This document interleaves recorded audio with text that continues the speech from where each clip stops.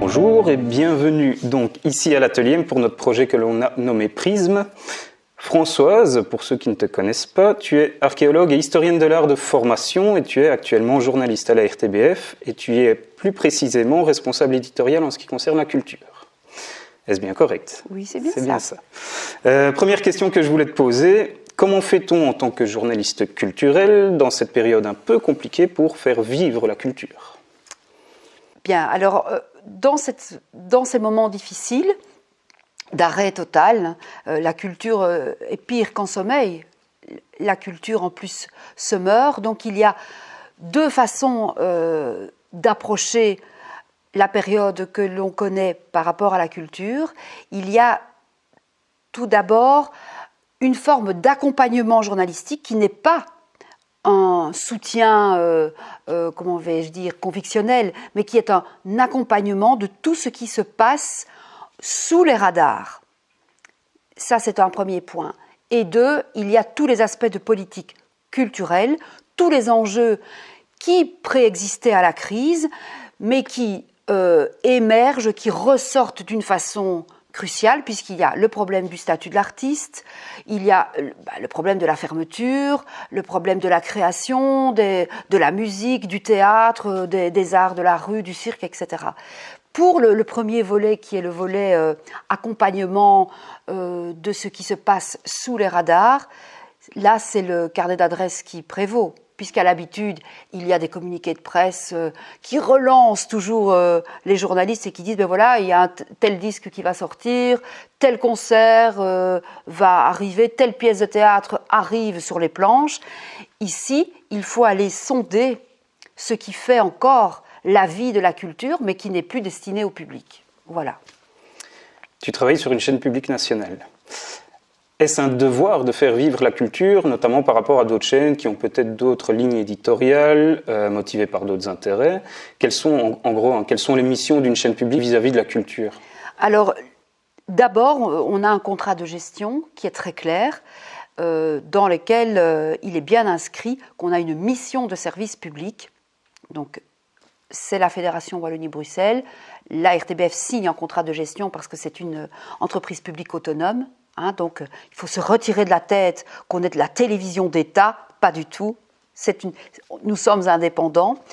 Et donc, mais dans nos missions, on a la mission d'éducation permanente qui se perd un peu aujourd'hui, mais qui existe. Et il y a, bien sûr, la place de la culture, c'est-à-dire nous devons faire un travail journalistique, puisque moi je travaille à l'info, qui scrute la vie culturelle. Mais à côté de cela, il y a les émissions culturelles qui ne dépendent pas du secteur de l'information, qui n'est pas un regard journalistique, qui est là, alors là, tout est possible.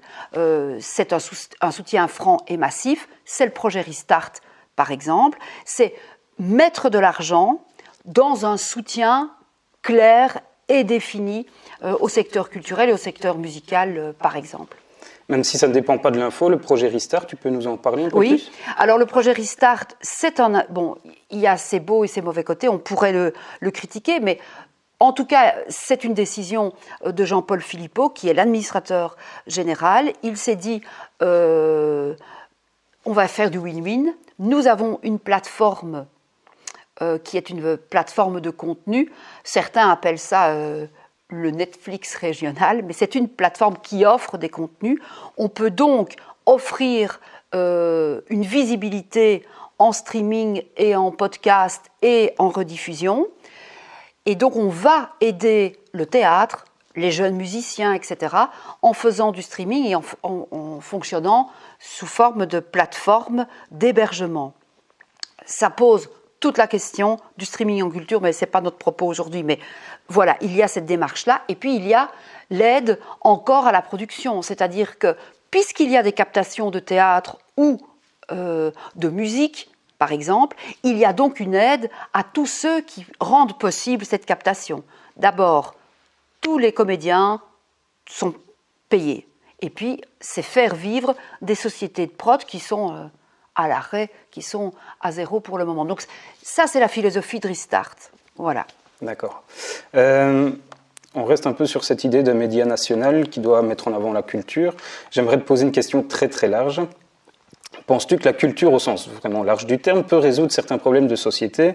Je m'explique, on sait qu'une expo photo ne va pas mettre fin à un conflit armé, mais est-ce que tu penses que si plus de personnes avaient accès à la culture, si plus de personnes s'intéressaient à la culture, nous vivrions dans une société plus apaisée?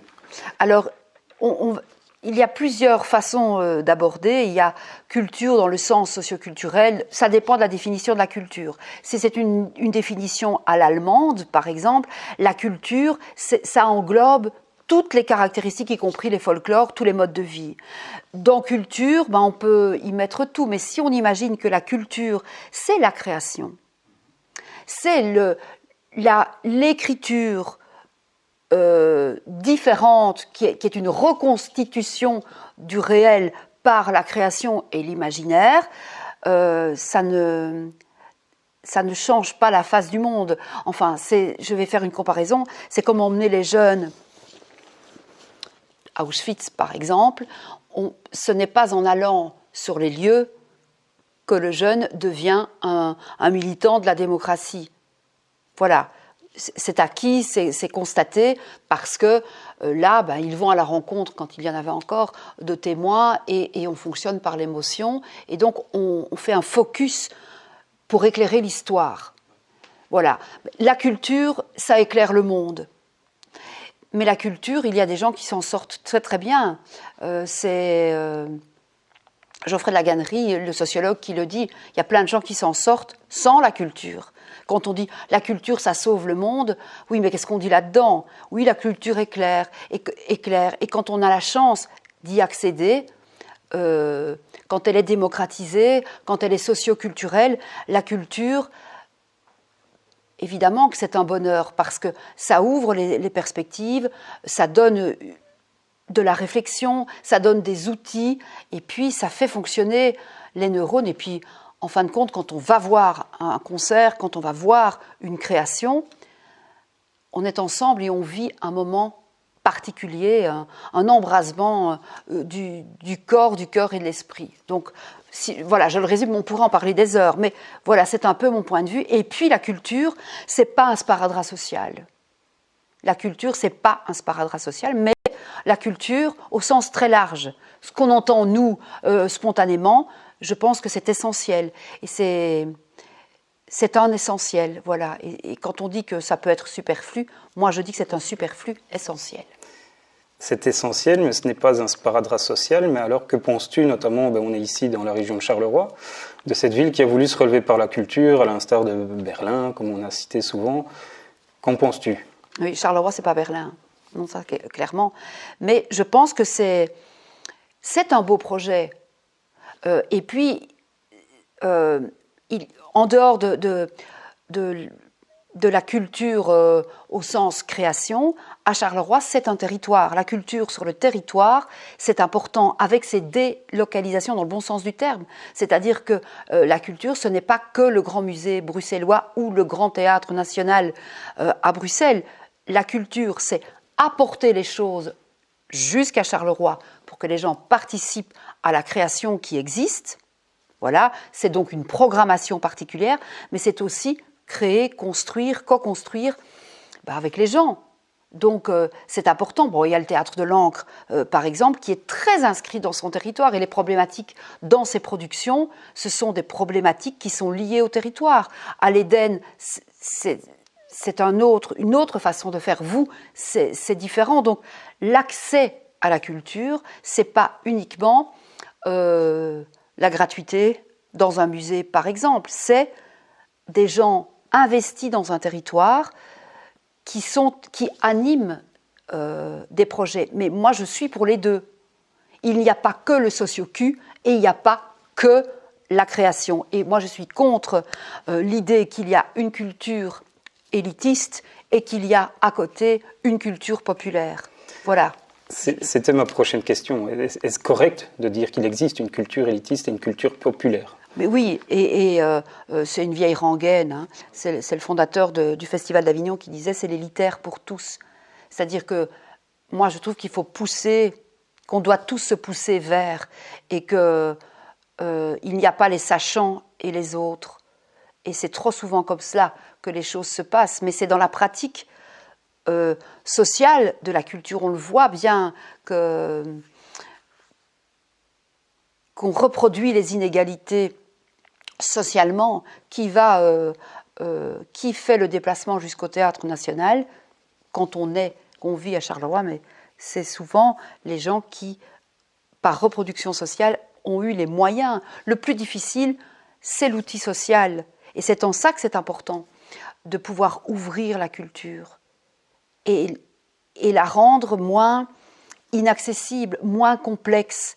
Voilà, c'est difficile de pousser la porte parce que les temples de la culture, comme le PBA par exemple, c'est un bâtiment magnifique, mais quand on a grandi avec cette possibilité de pousser la porte, c'est un réflexe.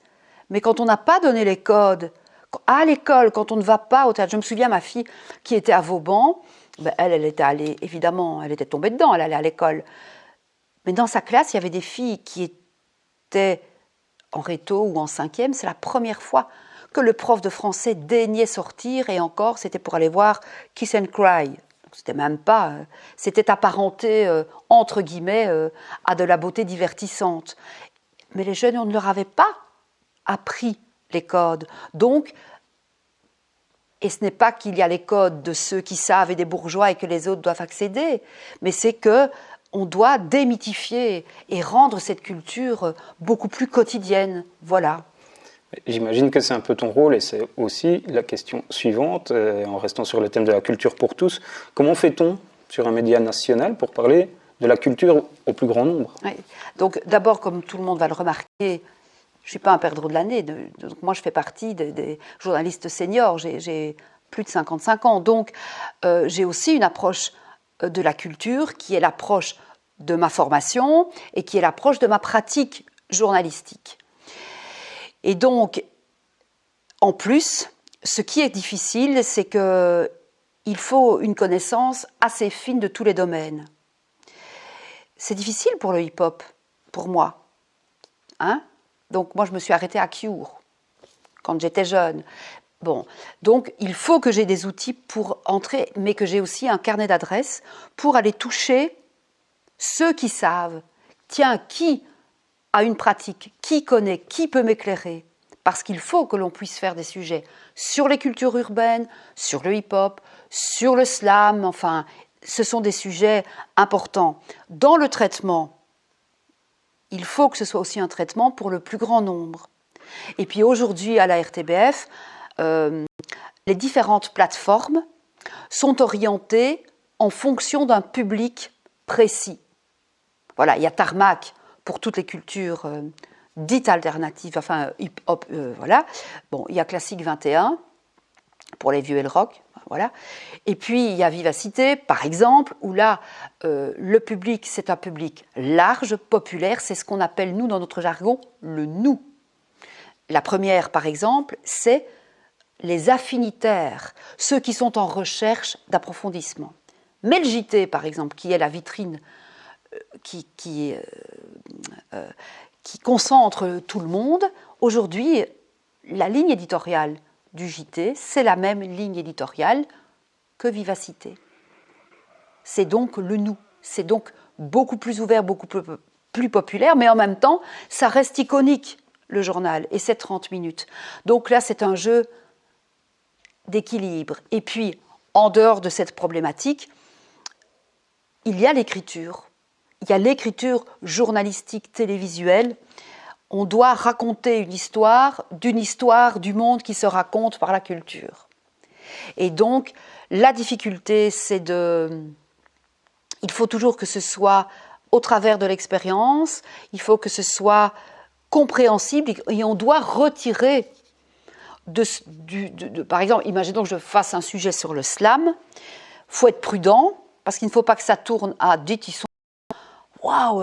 sont nuls à l'école, mais ils arrivent quand même à écrire, on va les sauver. Il ne faut pas qu'il y ait un regard paternaliste de hauteur vers le bas. Il faut en même temps rendre le sujet accessible pour tous, non discriminant, qu'il ne soit pas stigmatisant et qu'on ne soit pas dans les lieux communs.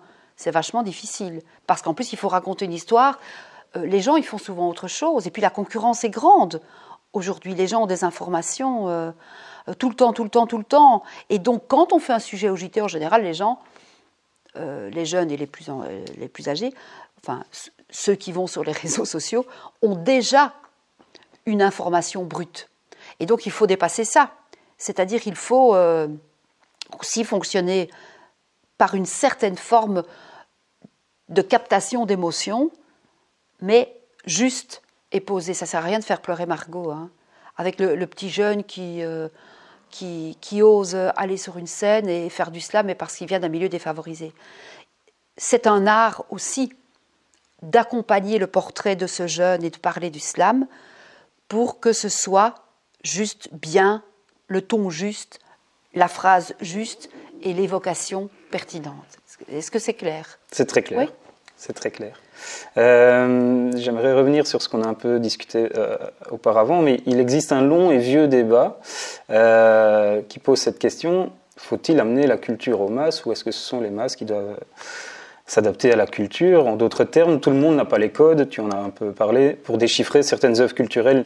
Donc, comment traiter ces œuvres sur un média national? Est-ce que ça passe par la vulgarisation, par exemple, ou comment? C'est un débat qui nous occupe tous les jours. Donc, dans ma fonction, je dois aller proposer des sujets ou écouter les propositions des journalistes, et on met ça en musique. Voilà. La difficulté, c'est de convaincre aussi les éditeurs, parce que j'ai un rôle de conseil et d'expertise, mais tout le monde ne me suit pas. Et donc, c'est la même chose que ce vieil écueil de « moi, dans ma position, je sais ». Et donc, je vais amener la lumière du savoir culturel aux gens. Mais qui je suis? Non. Enfin, ce n'est pas la bonne position. Mais c'est un difficile débat. Et au quotidien, je vis la même chose. Parce que chacun perçoit les phénomènes culturels à l'aune de sa propre pratique. Je vais prendre un exemple parmi d'autres. Jean-Pierre Bacri meurt. Moi, je peux dire, parce que ma formation me permet d'analyser les choses avec une certaine distance, je m'en fous de connaître ou de ne pas connaître. Moi, j'aime beaucoup ce qui est l'analyse de la pop culture. Et donc, je me dis, tu vois, Bacri, quand même, il a compté, il est important pour ceci, j'avance des arguments. Et donc, je dis, il faut qu'on fasse un sujet. On doit faire une nécro. La nécro, c'est un truc, moi, je trouve important. Et on va l'accompagner d'un plateau, Duc Daillé, en l'occurrence, qui est le spécialiste cinéma, pour expliquer en quoi cette carrière est exceptionnelle. La difficulté, donc tout le monde a été d'accord, mais on s'est quand même posé la question, ça parle à qui, Jean-Pierre Bacri? Est-ce que ce n'est pas encore une canne de vieux? Voilà. Puisque, avec le recul, dès qu'on a 50 ans, on a vécu l'histoire de la pop culture. Donc pour nous, on peut situer tous les personnages sur la ligne du temps. Mais Bacri, pour les jeunes,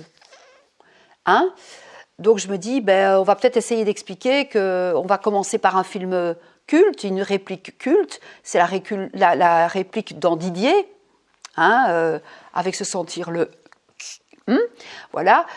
Mais commencer par là, si on prend purement l'histoire du cinéma, c'est anecdotique par rapport à la carrière de Bacri, puisqu'on va dire, le cinéma d'abord, d'essai, il a joué le malade imaginaire, blablabla, il était scénariste, oui. Mais pour capter les gens, pour les emmener par la main, parce que c'est quand même la mission du journaliste, c'est d'éclairer et de décrypter, mais il faut commencer par un truc qui n'est pas repoussoir. Et donc, on commence par là. Mais évidemment, est-ce que toi, Hugues, tu connais Jean-Pierre Bacri? Oui. Mais les plus jeunes qui sont les forces vives ici à la maison, est-ce que ça leur parle? Pas forcément. Voilà, donc c'est toute la difficulté. Est-ce qu'on parle de ce que les gens... On imagine que les gens connaissent, parce que c'est souvent ça, oui, mais ça c'est concernant, ça va leur parler.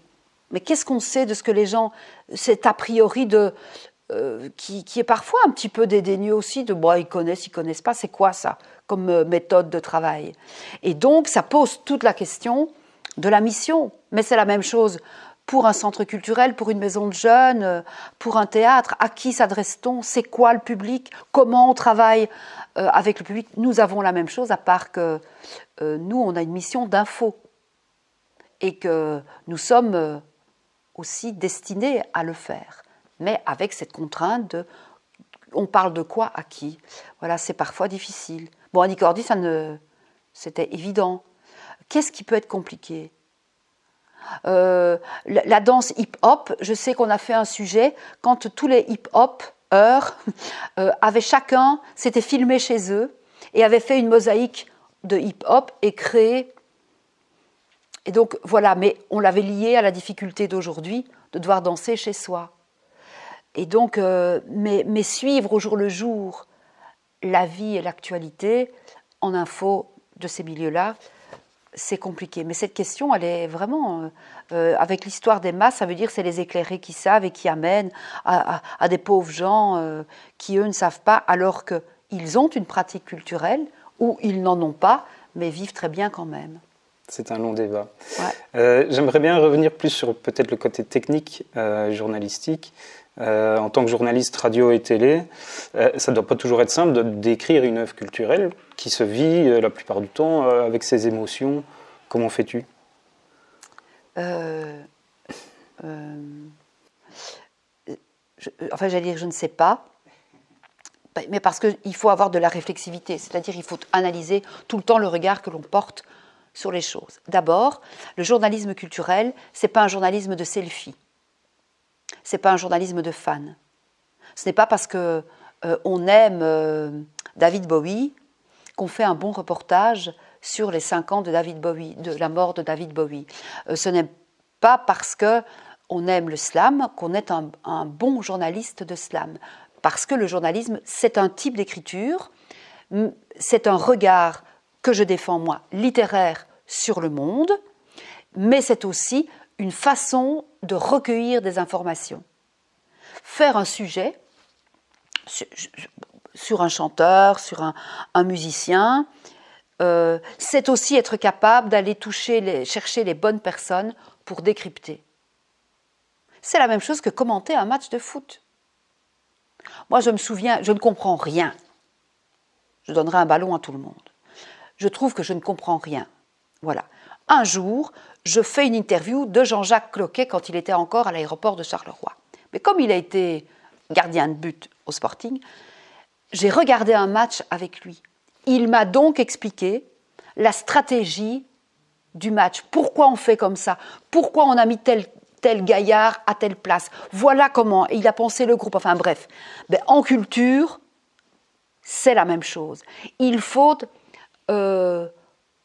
connaître la politique, la façon de faire, avoir une bibliothèque mentale, un souvenir éclairé de l'histoire du théâtre, par exemple, ou de la musique, pour pouvoir ressortir ce qui fait sens, ce qui fait l'importance, ce qui fait que ce phénomène vaut la peine et en quoi. Mais alors, dans ce cas-là, il faut sortir 2-3 idées. Il ne faut pas commencer à aller raconter la naissance de l'artiste. Non, c'est pas ça. Il faut aller chercher 3-4 informations, puisqu'un sujet, c'est court, par définition, et que ça s'envole assez vite.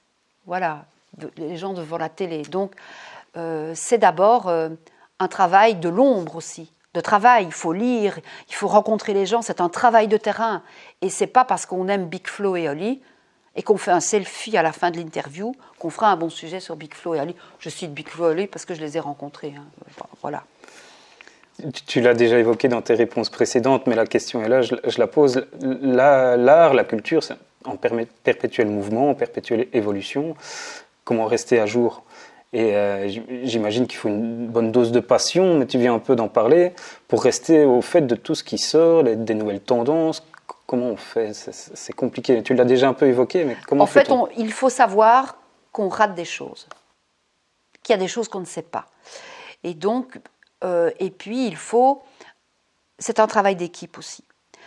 Travailler avec de jeunes journalistes, par exemple. Moi, j'ai la méthode, j'ai l'expérience, j'ai la grande gueule, il n'y a pas de problème. Eux, ils ont la pratique de leur époque, la connaissance, un regard neuf.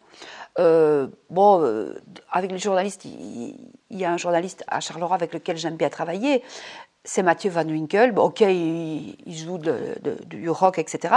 Mais ça, c'est un détail, mais il a un regard sur une pratique que je n'ai pas, puisqu'on a, 20, 25 ans, 30 ans, si ça tombe, de différence d'âge. Donc, il y a quand même la nécessité de construire une équipe avec des particularités. Et puis, je peux avoir un regard global parce que je n'ai pas de césure entre ma vie et mon métier.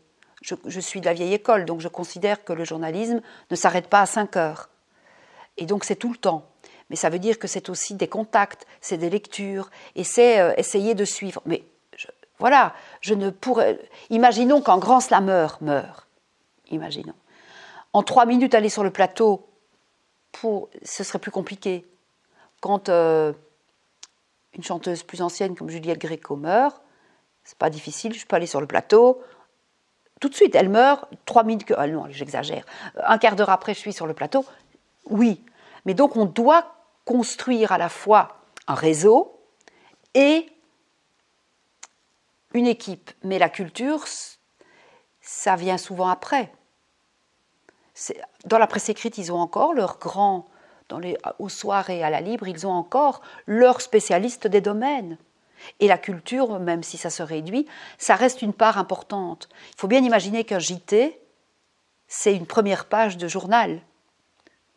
Voilà, et donc les choix sont difficiles, et pour se tenir au courant, c'est fatigant, surtout en ce moment où l'événement culturel n'existe plus. Ouais. Sortons un peu de la culture et parlons un peu plus des médias au sens large. J'aimerais avoir ton avis sur l'arrivée des réseaux sociaux et l'impact qu'ils ont eu sur ton métier de journaliste, sur les médias, un peu plus sur la télé et la radio que sur les médias écrits, mais quel impact ça a eu? C'est un impact très fort. Donc, quand moi j'étais à l'université, il n'y avait pas de GSM et pas d'ordinateur. Déjà. Donc, c'était à la machine à écrire. Donc, quand j'ai commencé à la télé, c'était en film. Et puis après, j'ai connu et puis c'était le Nagra. À bande qu'on portait, avec un micro, il fallait couper au ciseau et mettre des petits bouts. Donc la construction du récit était moins dans la vitesse. Et puis à l'époque, c'était le journal du matin, le journal du soir, il n'y avait pas le journal à 13h, et puis pas de concurrence. Oui, il y avait RTL, mais je veux dire, pas de concurrence des réseaux sociaux et d'immédiateté. Le rapport au temps était différent. On pouvait faire un reportage en 2 jours à l'époque, puisque l'actualité prenait le temps de la vie. Voilà. Et puis, il y a d'abord eu l'accélération technologique, puis le digital. On a commencé à monter en digital, et puis un jour, ça a changé. Il y a eu le GSM. Et puis, il y a eu le journal de 13h qui a changé. Et les directs. Le direct, d'abord, a changé le rapport à l'actu. Je me souviens avoir fait des directs aux étangs Caluart dans l'affaire du trou. On n'avait rien à raconter, mais on était là. Et puis, les réseaux sociaux sont arrivés. C'est une révolution. Parce que le journal qui était censé être l'information de première main, les gens savaient déjà d'avance que, puisqu'ils avaient les réseaux sociaux. Alors il y a après tout ce que les réseaux sociaux ont de bon et de mauvais. Les réseaux sociaux qui informent, les bonnes plateformes, les bons podcasts hors information traditionnelle, et puis il y a tout ce qui ne va pas. Il y a les fake news, toutes les infos de merde, l'agressivité, la violence, le complot, comme si l'esprit critique qu'on avait essayé de développer depuis des années devenait critique d'esprit. Et que, on manque de nuances, mais je pense aussi que le discours médiatique, on l'a très bien vu en Italie, par exemple, le discours médiatique qui a glissé dans le discours politique, puisque Berlusconi a fait en politique, voilà. Mais notre discours médiatique, qui est un discours aussi de raccourcis, elliptique, de phrases choc, les hommes politiques l'utilisent aussi, nous aussi, et donc ça contamine la pensée, immanquablement. Et donc, parfois la pensée, l'idée tourne très, très vite là, au lieu de prendre le bain de neurones nécessaire, et le recours, même le recours aux experts ne suffit plus, parce qu'on a aussi rendu à juste titre l'information à l'individu. L'individu peut aussi exprimer son esprit critique, mais le journalisme reste un métier. Le médiateur, c'est comme en art, quand on va faire une visite, on a besoin d'un médiateur pour s'approprier les œuvres, avec le travail par exemple au BPS 22, voilà, devant une œuvre contemporaine, qui sait, même moi je ne sais pas tout. Donc il faut un médiateur. On perd de plus en plus la confiance dans le médiateur. On pense que parce qu'on énonce une pensée, elle est critique, elle est bonne, elle est construite, alors que non. Et donc l'arrivée de la pensée par les réseaux sociaux, c'est une attention de tous les jours, c'est compliqué, mais en même temps, ça doit secouer tout le monde parce que les formats changent. La télé, le linéaire, donc comme la télévision ou la radio, c'est ce qu'on appelle du linéaire, du flux. Ben voilà, la RTBF par exemple, on a tout un laboratoire et une progression dans les podcasts. Les jeunes par exemple écoutent beaucoup les podcasts, donc pourquoi ne pas s'adresser à ce média? On le fait aussi maintenant de l'Instagram, de l'info sur Instagram, il y a tout des laboratoires, ça change la pratique. Le linéaire, c'est d'autres publics. Et les jeunes se détournent d'abord du temps présent. Qui se met encore devant la télé, on parle des jeunes, à 7h30, ou à 7h pour RTL, ou à 19h30, mais mieux à 19h30 sur la RTBF, pour écouter religieusement, entre guillemets, le JT. Voilà, qui fait encore ça? On consomme autrement. Mais moi, je dis que les écrans, tous les écrans, surtout maintenant, on le se rend compte, il faut s'en sortir. L'imaginaire ne se nourrit pas de l'écran. L'imaginaire se nourrit de l'expérience culturelle et de la vie, je pense. Tu as un peu répondu à la prochaine question, mais la multiplication des formats courts, où les sujets, les informations sont traitées de manière parfois lacunaire, sont une des conséquences de l'arrivée des réseaux sociaux, tu viens d'en parler. Est-ce un phénomène qui, selon toi, va durer, va s'établir dans le temps? Et est-ce que les grands médias doivent prendre également cette direction? Tu en as un peu parlé, mais est-ce que dans 5-10 ans, on en sera encore là? Et, mais parce que... Est-ce que c'est la bonne direction? Et à la RTBF, nous d'abord, on est subventionné, même s'il y a une grosse part de la publicité qui nous aide, mais dans les journaux, c'est aussi très compliqué, puisque le lectorat dépend aussi de... Le débat fait rage en France, surtout sur les réseaux. Il y a tellement un flot, donc le titre putassier qui fait qu'on va cliquer. Ah, ben si on clique, voilà, il n'y a peut-être rien dans l'article, mais le titre est accrocheur. Mais en même temps, on voit les succès des grands documentaires, des émissions à investigation chez nous, des formats plus longs. Je vois même mon fils qui écoute des formats sur YouTube, de youtubeurs qui décryptent, qui sont formidables, qui font aussi un travail critique. Il peut regarder un truc pourrave, hein, je veux dire, un mec devant sa caméra, où les choses, oui, avec parfois des petites incrustations, mais il peut regarder ça pendant 1 heure. Donc je pense qu'on peut aussi s'accrocher à des discours nuancés et longs. Et le goût pour des revues comme... plutôt alternatif dans le bon sens du terme, hein, pas comme l'effet alternatif de Trump, c'est pas de ça que je parle, sur l'alternatif, comme Médor par exemple, ou le 1, enfin voilà, ça a du succès. Les gens ont aussi besoin de décryptage. Cette revue Society qui a sorti en plusieurs numéros l'affaire de Ligonnès, Ils ont été en rupture de stock. Des jeunes l'ont acheté. Et pourtant, c'est du journalisme de base. Le b.a.-ba de l'enquête avec du récit littéraire bien écrit. Donc les gens sont aussi en attente de cela.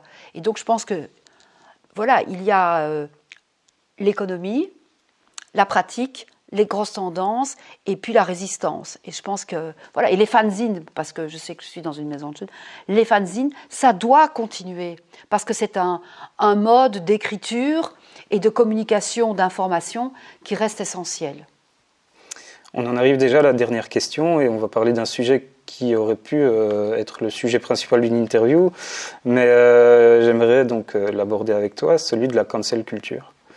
Donc ce phénomène qui consiste un petit peu à censurer une œuvre dès qu'elle touche la susceptibilité d'un groupe de personnes. Ce phénomène amène parfois à devoir revisiter des œuvres ou à les contextualiser. Penses-tu qu'une œuvre culturelle doive choquer et ne risque-t-on pas de vivre dans un monde totalement aseptisé? C'est une question un peu bateau, mais, je voulais l'aborder avec toi. Oui.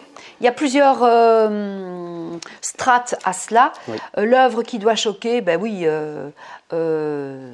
la contestation, l'œuvre contestataire, voilà, les surréalistes, c'était ça aussi, c'était choqué, mais dans le bon sens du terme, c'est-à-dire qu'il y a de la pensée derrière.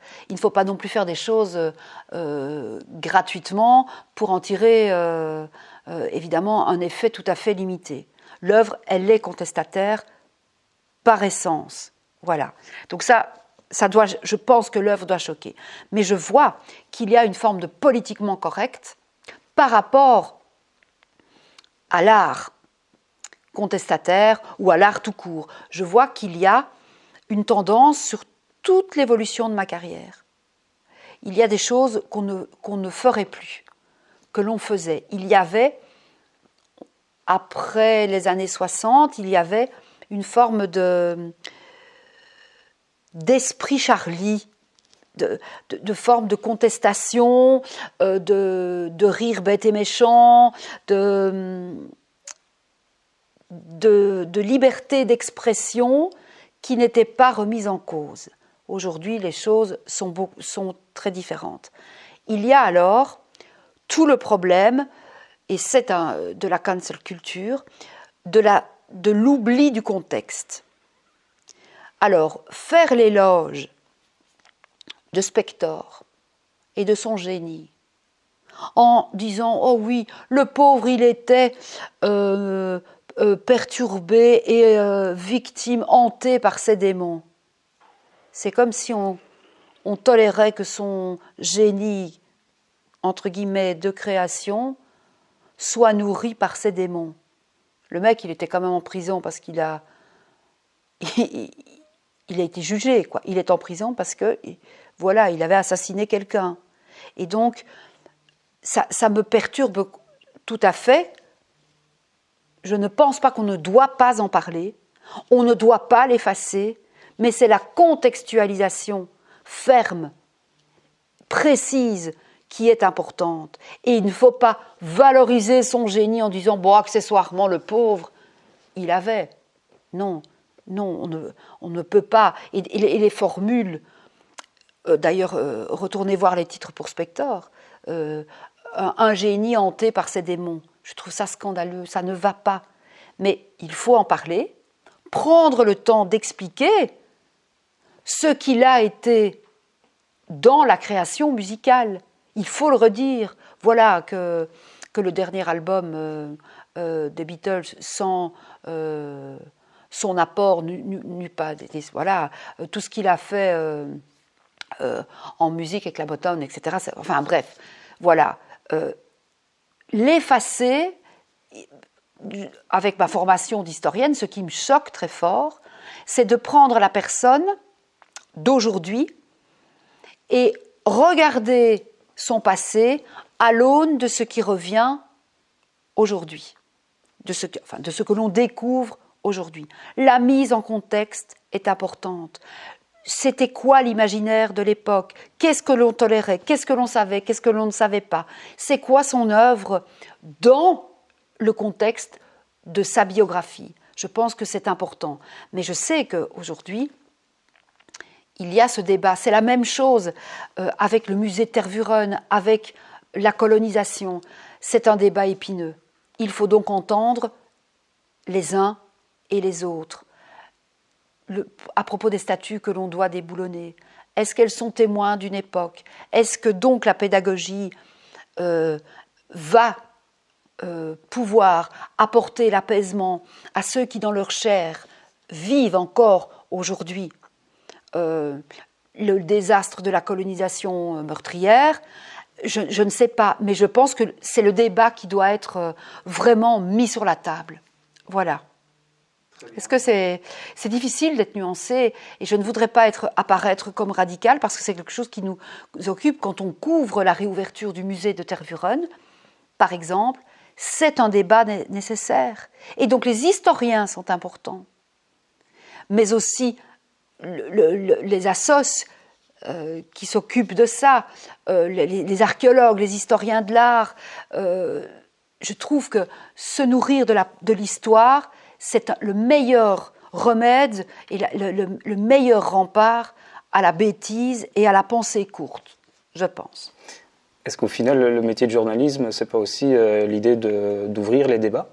Oui, ça devrait, mais le temps de production est raccourci, on laisse peu de place à la nourriture intellectuelle pour les jeunes, surtout que la polyvalence demande... La polyvalence, c'est bien quand on est vieux, enfin à part qu'on est fatigué, mais la polyvalence, c'est bien parce que, avec l'expérience, on a en tête les discours ambiants, c'est-à-dire on sait qui pense quoi et quels sont les différents discours qui existent. Quand on est plus jeune et qu'on commence, mais j'ai été dans le même cas, et donc il ne faut pas être avec les jeunes comme les vieux de mon temps quand j'étais jeune qui me prenaient pour une conne, quoi. En plus j'étais une femme et j'étais blonde, donc c'était déjà « Oh, tu n'y connais rien !» Oui, mais je peux avoir les outils, j'ai fait de la critique historique, on peut y arriver. Donc la difficulté, c'est de permettre aux jeunes journalistes, par exemple, de se former, de se forger une bibliothèque mentale des références. Et ça, c'est franchement compliqué, quoi. Voilà, mais c'est pour tout le monde comme ça, hein. Donc il faut lire, et il n'y a pas de honte à lire des fanzines et à ne pas lire Heidegger, hein. Heidegger, on s'en fout, hein. Pour Heidegger, je veux dire. Voilà. Eh bien, un grand merci. Merci d'être venu et merci pour cette interview.